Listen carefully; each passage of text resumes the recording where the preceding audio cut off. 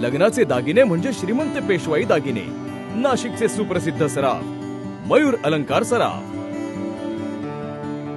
सत्याग्रह भूमिपुत्र अभिवादन समितीच्या वतीनं नाशिक शहरामध्ये 2 मार्च 1930 साली डॉक्टर बाबासाहेब आंबेडकरांनी जी घोषणा केली त्या घोषणेच्या अनुषंगाने या 2 मार्च 2025 रोजी 95 वर्ष पूर्ण होत आहे आणि म्हणून या ठिकाणी 2 मार्चला कारा मंदिर सत्याग्रहाचा जो लढा गेल्या अनेक वर्षापासून आम्ही सुरू केला आहे त्या लढ्याला मला वाटतं आज 95 वर्ष पूर्ण होत आहे 2 मार्चला।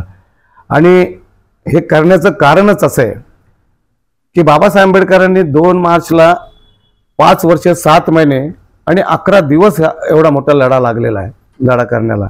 आणि त्या लढ्यासाठी जे शहीद झाले त्या शहीदांना भावपूर्ण श्रद्धांजली वाहणं अत्यंत गरजेचं आहे आणि म्हणून आम्ही त्या ठिकाणी भावपूर्ण श्रद्धांजली वाहण्यासाठी नाशिकमध्ये नाशिक जिल्ह्यातील पूर्ण विभागातील सर्व रहिवासी लोक, बौद्ध बांधव, बहुजन हे सर्व लोक त्या ठिकाणी येत असतात।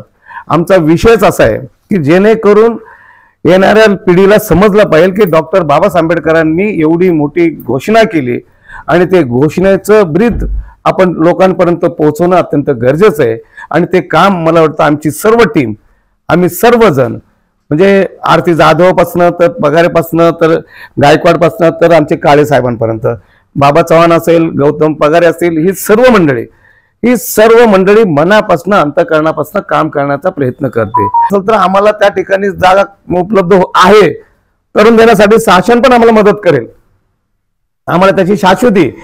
परंतु त्यासाठी आम्ही सगळेजण एकत्र जर आलो तर मला वाटतं हा लढा पुढे घेऊन जाऊ आणि तिथे इन्स्टिट्यूट उभी राहील बाबासाहेबांच्या नावाने, हे मला चांगलं माहिती आहे।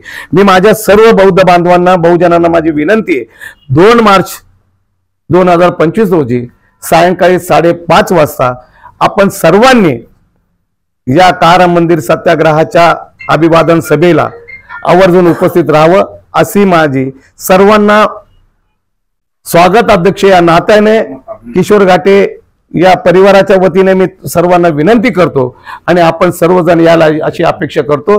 धन्यवाद। कुमार सोळंके, मी नाशिककर न्यूज, नाशिक।